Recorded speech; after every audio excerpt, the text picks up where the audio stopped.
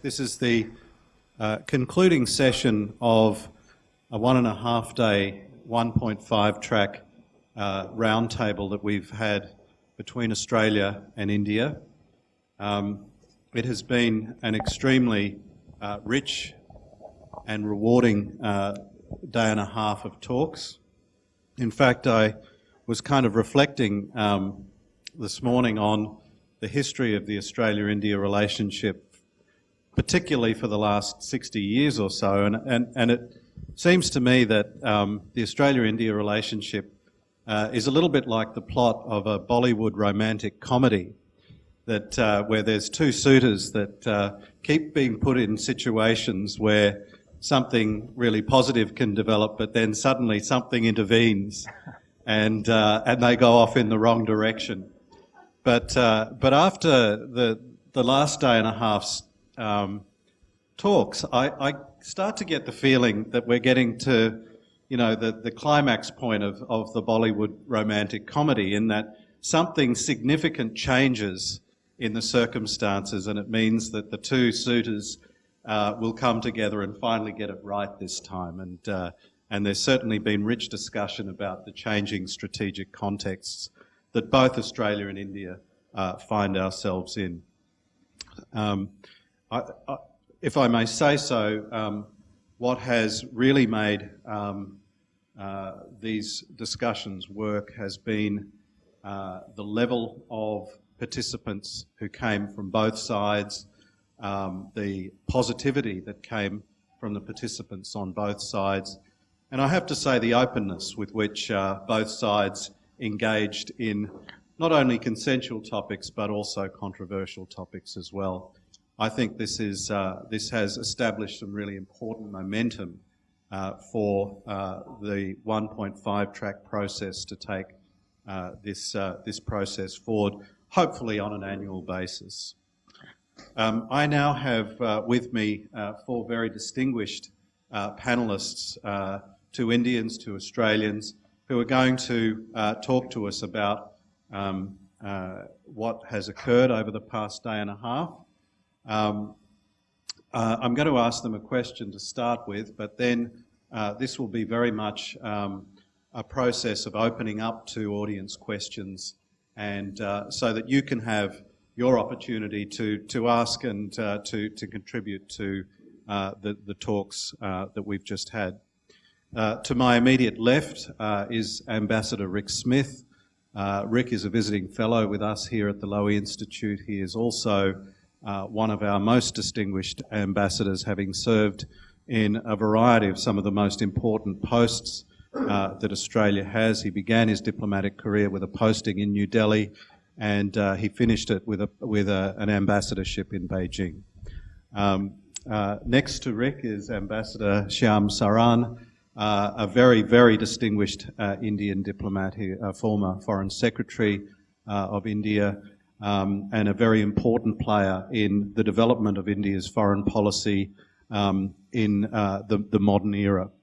To Ambassador Saran's left is Rory Medcalf, our Program Director for International Security here at the Lowy Institute. Rory was formerly an Australian diplomat in New Delhi and is our resident Indophile here at the Lowy Institute. And to Rory's left is Navdeep Suri.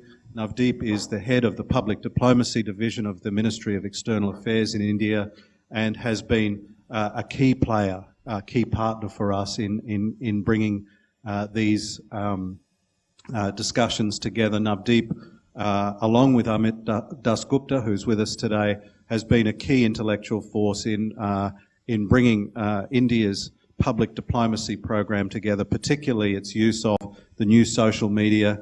And I might say it's a program of public diplomacy that I think our own Department of Foreign Affairs and Trade could learn a thing or two from.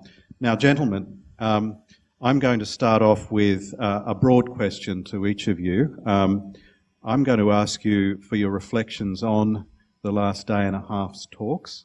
And in particular, I'm going to ask you to nominate what you think is the most important thing that you've heard in the last day and a half. Rick, we might start with you. Thanks very much, Mike, and thanks to you and the On the political strategic front, the policy front, there was another divide. Australia was then, as it is now, aligned with the United States, and proudly so, and India was non-aligned. And this was a great gap. We could talk about things, as we did about Vietnam, the great issue of the times, the Middle East, the Cultural Revolution in China. That was the stuff of discussion, but there was very little concurrence of views about it or about where we should go. Well, 40 years on, that's very much changed. We have both opened up our economies, and the trade potential that we always saw there has begun to be realized. If you ask me the most important things I heard, Michael, you did. I heard really interesting discussions about China. We are both very conscious of the rise of China. We both consider it important to talk to each other, to other countries of the region, about the implications of the rise of China. We have some slightly different perspectives on it, of course. India has very real and direct issues with China relating to its border and to China's relationship with Pakistan and so on. For Australia, we have slightly more distant concerns, but this is, in a sense, is a common area, but it's not an unlimited one. For me, basically, Michael, though, I think that the key message has been in the medium, that we got together as we did and had the kind of discussion that we did, that 40 years ago I could only ever have hoped we could have had. Thank you very much. Like Rick, I would also like to thank the Lowy Institute for taking the initiative along with our public diplomacy division to bring this group of people together. Certainly the last 1.5 days we have had a very broad-ranging conversation. We have covered a whole set of issues relating to political, security, economic, trade, science and technology, you name it. Virtually every area has been covered. And I think that reflects how in the last 10 years or 15 years or so, really the depth of relationship between the two countries has been incrementally sort of going up. Perhaps it has not been fully noticed, but we have actually come a very long way. The second point I would like to make is that it is inevitable that coming from where we are with the kind of different challenges that we face, that there will be issues on which we have somewhat different perspectives. But the good news is that, in fact, over the last 15 years, there has been a certain growing convergence in the way in which we look at our shared region. That is the region between Australia at one end and India at the other. There is a region of great transformation taking place, a region of great economic dynamism, but a region which has also certain emerging security challenges. And I think it is good that Australia and India have begun to focus on this region and begun to see that there is a certain common interest in how we deal with this transformation which is taking place. In terms of the differences in perspectives which persist, what is important is that you have been able to begin to develop a relationship where you can talk about those differences without those differences becoming points of contention between the two countries. I think the ability to understand why India has certain positions on certain issues. For India to be able to understand why Australia takes certain positions which at first flush we don't seem to understand whether it has any logic. I think that there is a great value to that kind of engagement. And the kind of conversations we have had in the last couple of days has really been of that order. So the quality of conversation is much better today than it has ever been. And I can only hope that our friends will continue this dialogue forward. Thank you very much. Thank you. Thank you very much, Michael, and thanks, Ambassador Saran. Let's see if this other mic's working. Is this working? Yes. The background to this dialogue, I might just, Michael, add one or two thoughts on the background of this dialogue before moving on to, I guess, my big takeouts from it. From my own point of view, having worked first as a diplomat in India a decade ago, and then really followed India's rise here at the Lowy Institute, I've always had this sense that Australia and India are really falling short of the massive potential we have in this relationship. And with all of the strategic and economic change taking place, it's clear that we're reaching, I think, a critical time to start fulfilling that potential. So it's been very satisfying to work with my Indian colleagues, with Navdeep, Suri and others in bringing this dialogue together at the Lowy Institute. India has delivered its, I think, first 11 in terms of the calibre of the team that was sent out here. We were speaking earlier about how we shouldn't overuse cricketing metaphors in the relationship because it creates a false sense of commonality, but I've just committed the first sin there. But India really did send its first 11 to this dialogue, including the Deputy National Security Advisor who's here, Ambassador Saran and others. In terms of takeouts, I think it was fascinating that a composite dialogue of government and non-government experts and representatives agreed on so much. We put out a statement. Now, this is not a formal agreement. It's not. This was not a formal government-to-government dialogue, but the statement that you'll see conveys, I think, a lot of the flavour of what we've talked about and the flavour of the directions where we did find areas of agreement. For me, the big takeout was that we're both countries are defining our region of primary strategic interest in very similar terms. It is, I think, the Indo-Pacific, as some of us like to say now, Michael here and many others.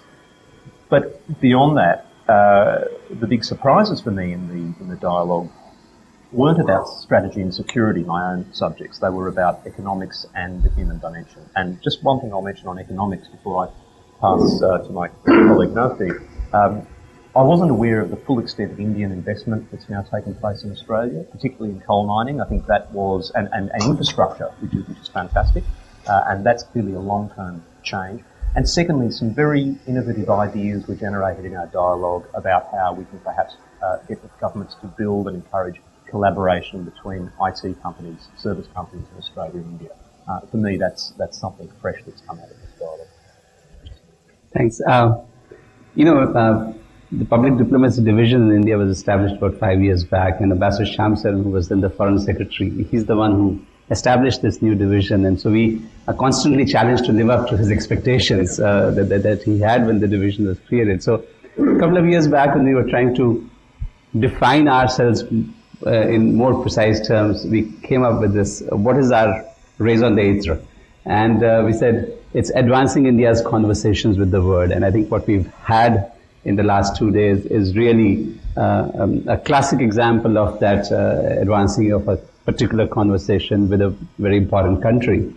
Rory mentioned about potential, and I think to me the major takeaway from the last 2 days was the number of areas of commonality that can be built upon that offer unrealized potential. In some cases, even offers low-hanging fruit that can be picked if government only is the facilitator and then leave the rest to the principal actors to take it up. Particularly, I think what Rory mentioned, and I want to expand on that, Mr. Pawar, who heads India's Software Industry Association, explained how the Indian Software Industry Association grew from $1 billion in 1990 to $8 billion in 2000 to $72 billion last year. And the kind of global scaling up that happened in that process, and the potential that it offers to collaborate with Australian companies which have intellectual property, have a lot of good technologies, but may not have that scale that Indian companies have achieved, and the models that they seem to have cracked in terms of global supply chains and global systems. The other thing, when Ambassador Shyam made his presentation on energy and how India's energy requirements are going to grow from 177 gigawatts presently to close to 1,000 gigawatts in the next 20 years. And the exponential increase that it involves in almost every kind of resource, not just coal, but across the platforms. And Professor Arun Sharma coming on board to say, you're doing so much solar, we are doing so much solar, where are the possibilities of collaboration? India is a big sugarcane producer. Australia is a substantial sugarcane producer, looking at using bagasse and investing heavily into specific technologies. Why can't we collaborate? And I think conversations of this kind that happened over the last couple of days, the very specific ideas that came forth in some of these, I certainly hope that we will see these progressively being implemented. Now, 3 events have happened over the past 3 years that have really introduced turbulence into the relationship. The refusal to sell uranium to India, the Harbhajan Singh, Andrew Simons standoff, and of course the attacks on Indian students here in Australia. I'd like each of you to kind of reflect just very briefly on whether these events have seriously set the relationship back and therefore need specific work in rebuilding on each of these fronts, or whether perversely there were some positives to come out of each of these events that helped kick the relationship along. Want me to lead on that? Right. I'm plugged in now, am I? Good. Well, let's take them in some sort of order. The Harbhajan Singh, Andrew Simons business, I think, was a 50-50 throw, and I don't think it either advances or sets back in the long term. Those things will happen. They shouldn't, but they will. Yes, they affect perceptions on both sides, but I think you move on. The students' issue, much more difficult issue, I think, not only because it seriously affected perceptions in India and left scars there, as I understand and heard from you today, but also because for Australians it raised this question, what the devil was happening? What the heck was happening in Melbourne? Why? I've heard all sorts of accounts of it, but the question remains, why Melbourne? Why those incidents? And so whether it will affect the relationship long term, I can't say, but I can say that as an Australian it affected me and caused me concern about this country in some ways. I think the third issue, uranium, I think Ambassador Saran Shyam has explained clearly that it's not as though India needs our uranium at this time. It's a fungible product in the market. You don't buy it from us, you buy it from somewhere else, we sell it to somewhere else. The importance of it is the symbolism that Australia decided not to sell. The Australian government decided not to sell to India when it was selling to other countries, even though we were supportive in the nuclear suppliers group. I think that symbolic question will hang over the relationship from India's point of view until that decision, until it changes. I think, though, on the Indian side, there is an understanding that an elected Democratic Party has got this provision firmly rooted in its platform, and that's how politics works. I was in India recently, and I was informed what really disturbed the Indian government was that not only did the Indian government cancel that arrangement that was set up by a previous administration to sell uranium, but we actually endeavoured to lobby the US to change its position. And I was told by a number of important people in Delhi that was a serious issue that rackled the Indian government and caused this sort of anxiety, if you will.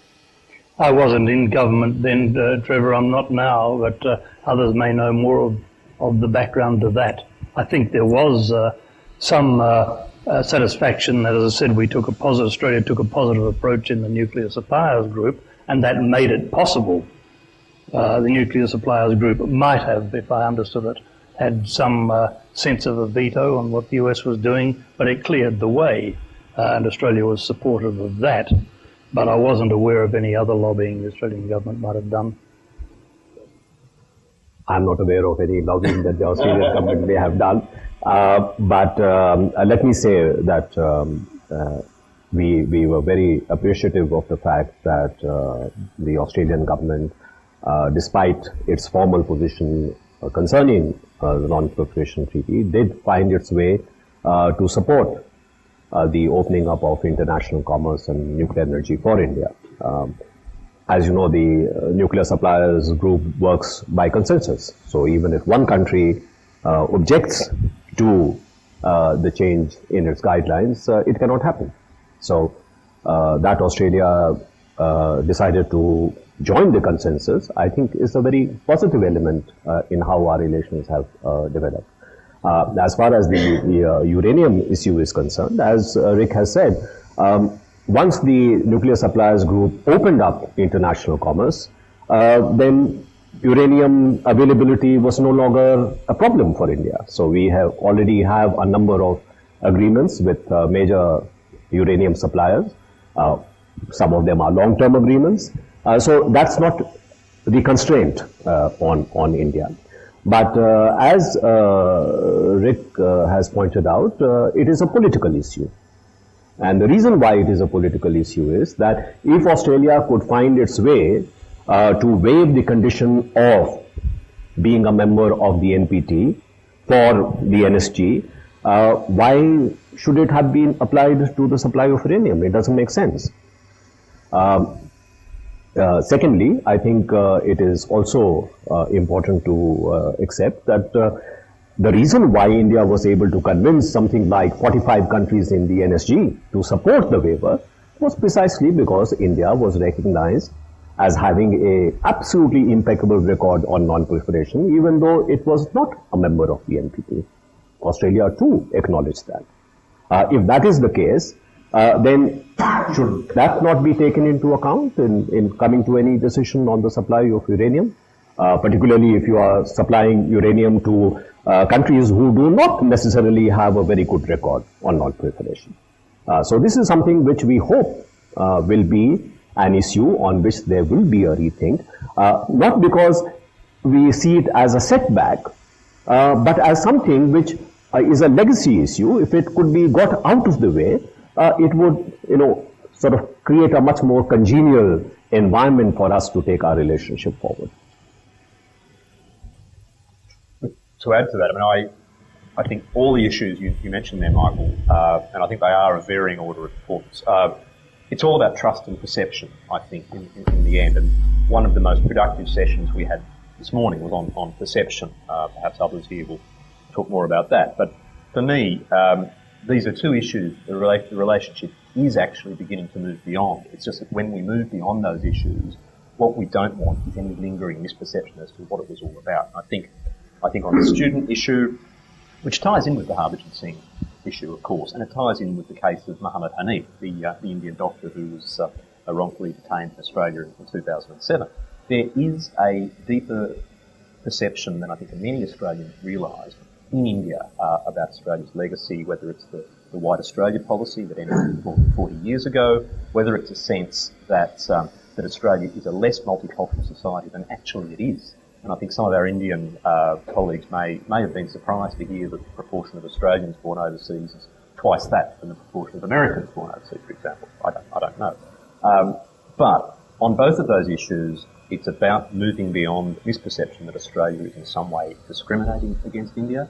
I think on the nuclear issue in particular, and that's something I've followed for a long time, and I think it's a matter of time, when Australia does move on this issue, whether it's a change of government or a change of heart within the Labor Party, we're going to get less bounce out of that in the relationship than we would have if we'd moved a few years ago. But it will still cross a threshold where the Indians will now say to Australia, okay, now you trust us. The question will no longer be, why don't you trust us? So I think for me, that's how those issues tie together. So, some issues are substantive and some are perceptions. And to make a trade unionist argument of this, the perception issues squarely argue in favor of a more active public diplomacy approach between the two countries. I think the job is cut out, and for Australians, take into account not only the very vigorous, robust media that we have in India, but our demographics where 65% of the population is below 30. And it sort of spells out the new terms of engagement at a very public level that are required.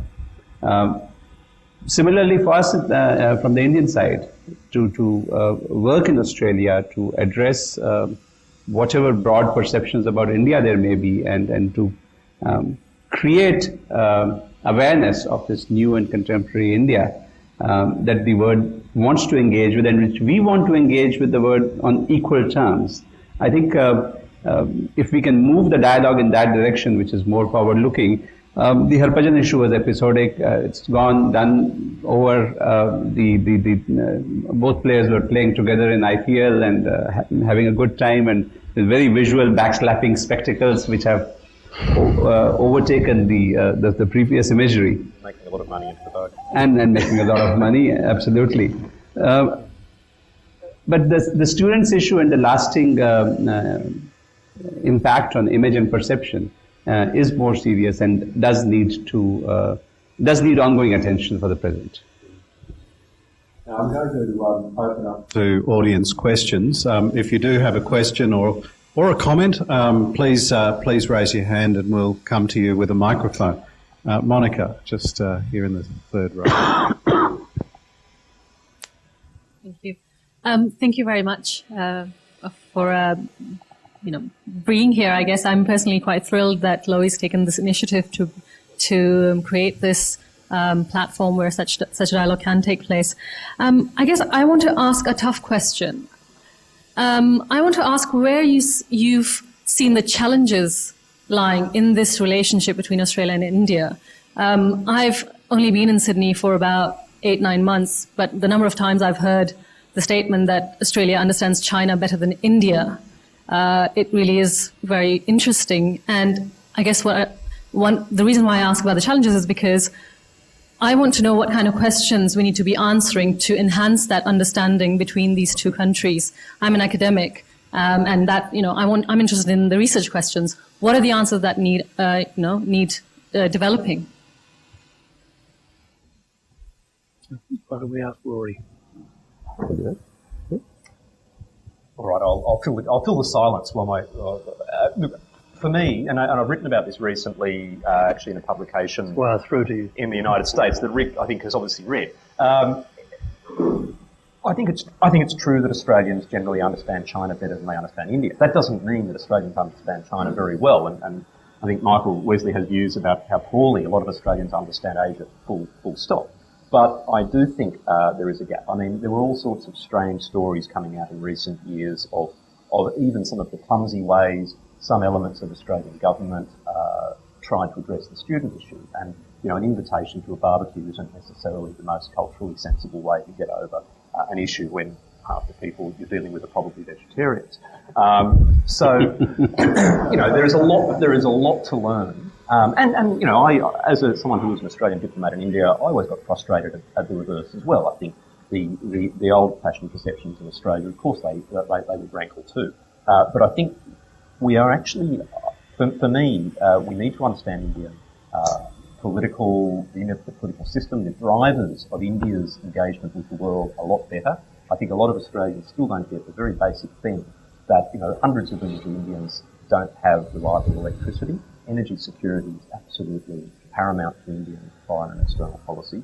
I think that for Australia further down the track, the tougher question and the perceptions one is going to be what happens when there are choices to be made, not only between the US and China, as our friend and colleague Hugh White always says, but choices between India and China, because I think those moments will come. And with that, I'll hand back to the colleagues. Anyone else want to?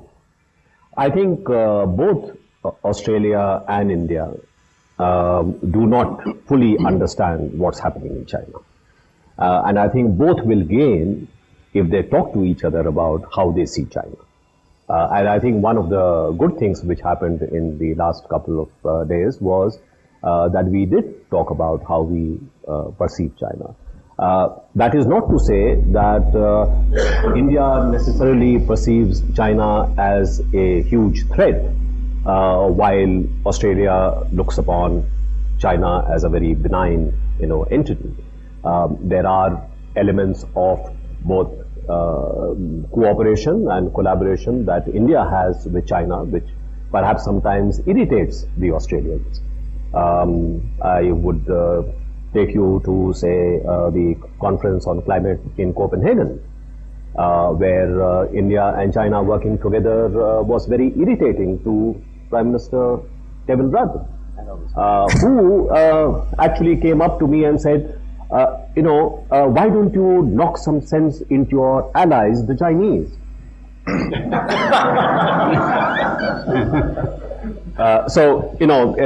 It's the relationship is a little more nuanced than we think it is.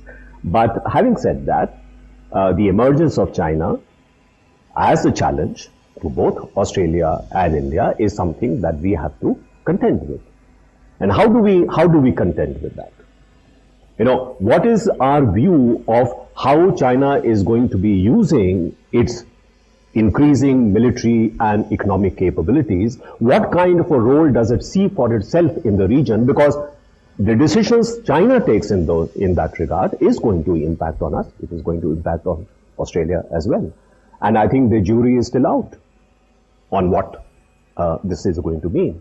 And the more conversations I think that countries like Australia and India have on the emergence of China, what does it mean for our interests? What are the ways in which you can construct, maybe multilateral arrangements or regional arrangements, inclusive, not against China, but including China, which could perhaps address some of the concerns that we both have? I think two things, Monica. Yes, we do need to understand each other, of course. I don't know that we need to understand all 1.2 billion Indians, and I don't think Indian friends would want to invest too much trouble in trying to understand all 23 million Australians. But the business leaders and the government leaders, the leaders of civil society, do need to understand each other. And that's my second point. I do think we have an unexplored advantage in this regard, and that is the Indian community in Australia. At one time around our table yesterday, we had one Wesley, one Smith, one Cosgrove, and two Sharmas on the Australian side. That's an advantage that you might well inquire into how we can make better use of. And the Wes is something an Indian as well. Navdeep? Okay, Trevor.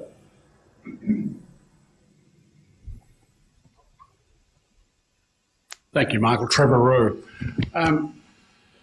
We all know we Australians are preoccupied with thinking about China, and understandably in terms of the economic influence the Chinese economy has on our economy. But some of us of my gender remember at school we used to study Indian history and Indian geography. So there is some of us slightly older ones that do remember fondly those days. But I'm of a view that Rick said it very admirably, that it's not only at the political level you need understandings, but the business level. And I'm chairman of an ASX 100 company that about 12 months ago formed a joint venture just outside of Calcutta on rolling stock with one of the Bureaucracy companies. And my Australian friends are quite surprised how relatively smoothly the putting together of that venture evolved and the operations are getting underway.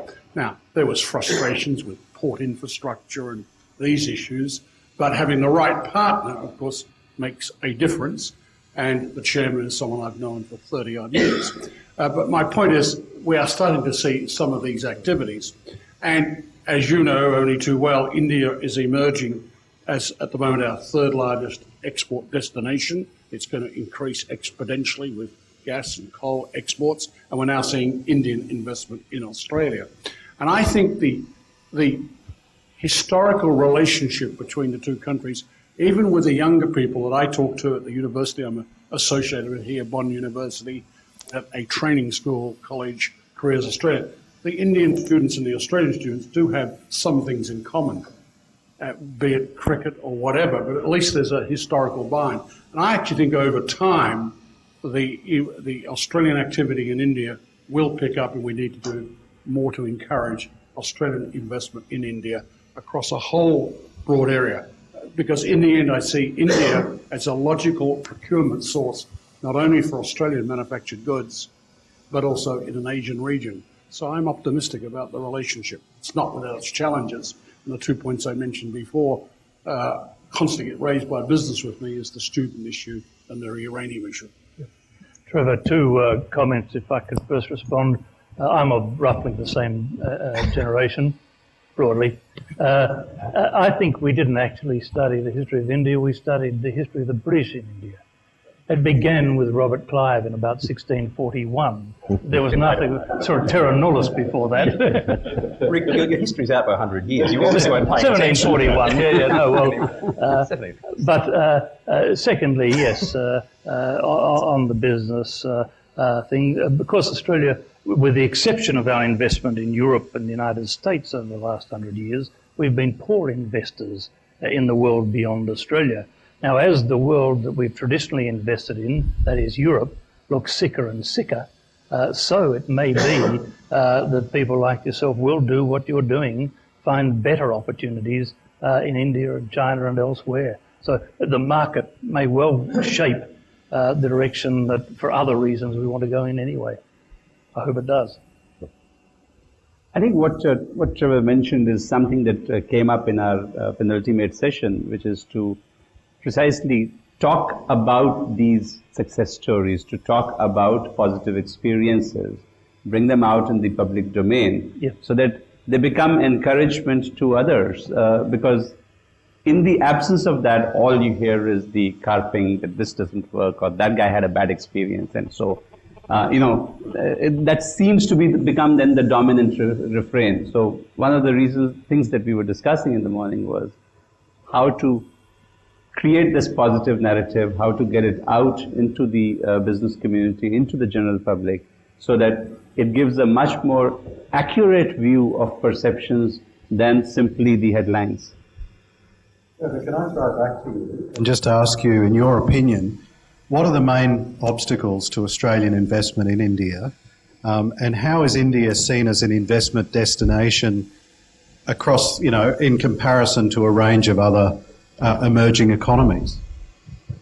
Well, I think there's a perception that dealing with the Indian government is a very bureaucratic and frustrating exercise. I found it, frankly, no worse than dealing with the Australian government. Being very serious. But I do think it's very important to find the right partner who has a commonality of interest and shared values. And that's what we did. And fortunately, I personally know them for a long time. Secondly, there's this view that corruption is epidemic in India, and clearly there is corruption. But that can be, if you've got the right partner and know India, you can get around that. And, it's frustrating in terms of the infrastructure needs, but it's also frustrating in some parts of Australia as well. But so it's generally the overriding opportunity to source manufactured goods in India, because there is a commonality of the rule of law. India operates principally on the rule of law, one we understand and can operate within, whereas vis-a-vis, say, China, it's not a country, in my opinion, of a rule of law. It's a different set of equations there. I think, frankly, I'm more comfortable being on the ground in India than I would in China for those reasons. Not saying that you can't make it work in China, just given where we sit in the equation. We should be doing more. And I do share your view. We need to get out and tell the story, because I'm genuine when I say, when I speak to Australians and say, we've got this rolling stock venture, they're quite surprised. We need to change that perception. There's a huge opportunity here.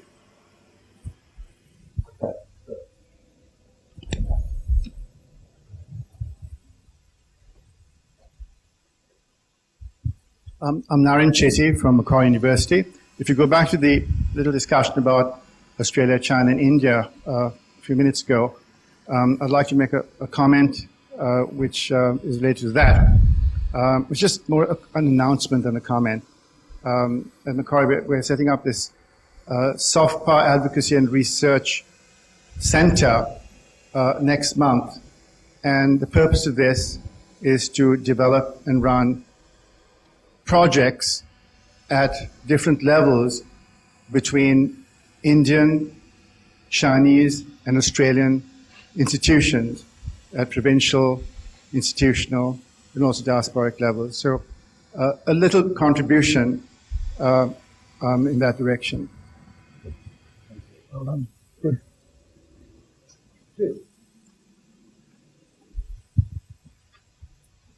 Michael, if I could just add, I mean, while I value that contribution, and I think on India, Australia and China, there's a lot more that can be done. I think we're going to be doing some work here at Lowy as well on the hard power aspects of that. Listening to the discussion, what strikes me is how important the role of perception seems to be.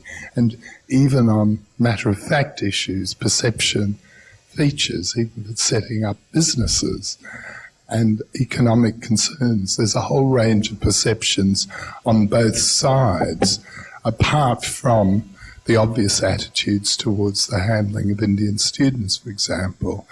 And I'm wondering whether this is a relationship where the importance of perception is in fact underplayed rather than overplayed. And somewhat facetiously, I wonder whether the Australian government has thought of a public diplomacy wing to work in India, following the Indian model. Thank you. Look, Jim, I mean, I think we can't overstate the perceptions issue on this completely, but I would go back to something Michael said earlier. I think someone else pointed to this earlier. Even the worst events we've had in the last 2 years have had a silver lining. I mean, the student crisis had all sorts of devastating repercussions for individuals and for Australia's image in India and for an industry that had got out of control, frankly. But it means we're now paying attention to each other at all sorts of levels. And I think the Indian media, for all the objections some of us have to the way they sensationalise the story, racism and so forth, nonetheless is now paying more attention to Australia. And as the number of Indians living in Australia grows, I think that will continue to grow. I think the Australian public diplomacy point that you make, to be fair on our colleagues in DFAT, they're moving in the right direction. I think that resourcing is an issue. I think, as Michael and others know, we've done some work at Lowy encouraging DFAT to be more creative in its use of e-diplomacy and so forth. And Navdeep and his team are setting a trend there. So I'm sure your thoughts will be taken on board.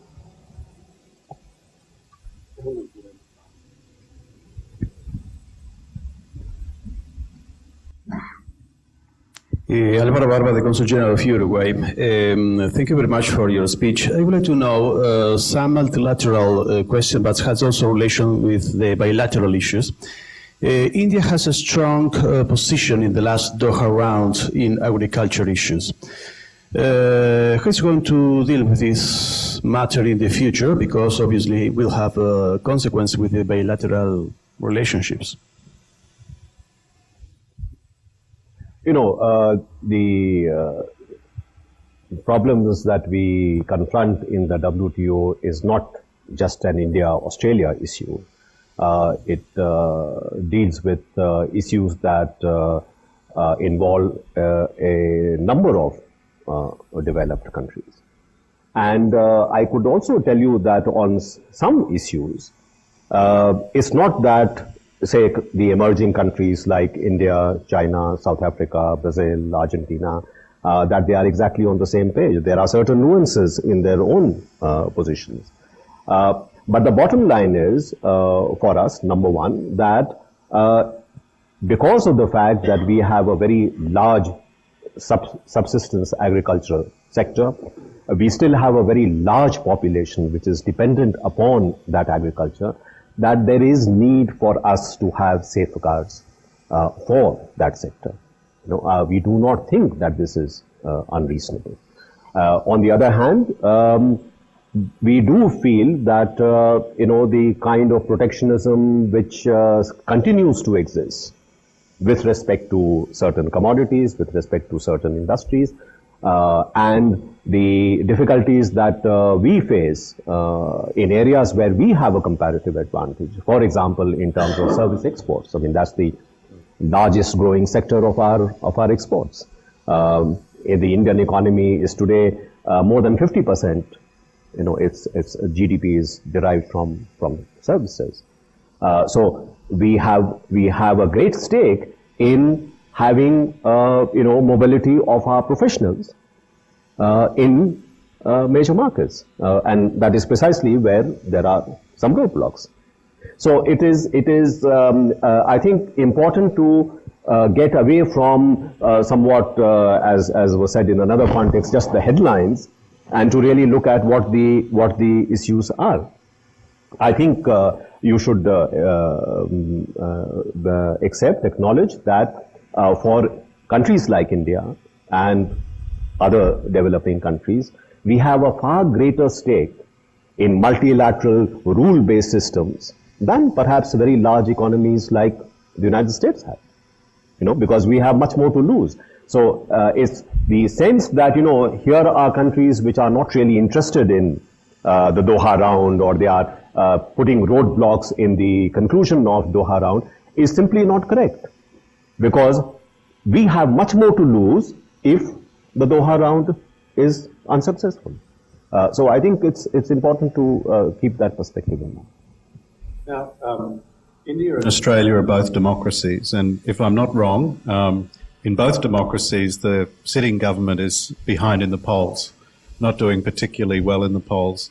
I wonder if I can ask our Indian guests what a BJP-led government's foreign policy is likely to look like, and will it entail any changes in the approach to the bilateral relationship, or indeed more broadly? And our Australian colleagues to comment on whether a coalition government will bring any change to the relationship with India and more broadly in foreign policy terms. So perhaps if I can start with you, Ambassador, and commenting on what a BJP-led government may do in foreign policy terms. Well, you mentioned while pointing to Rick about the impact of a coalition government. In India now we are reconciled to having coalition governments both on the right as well as the left for, I think, the foreseeable future.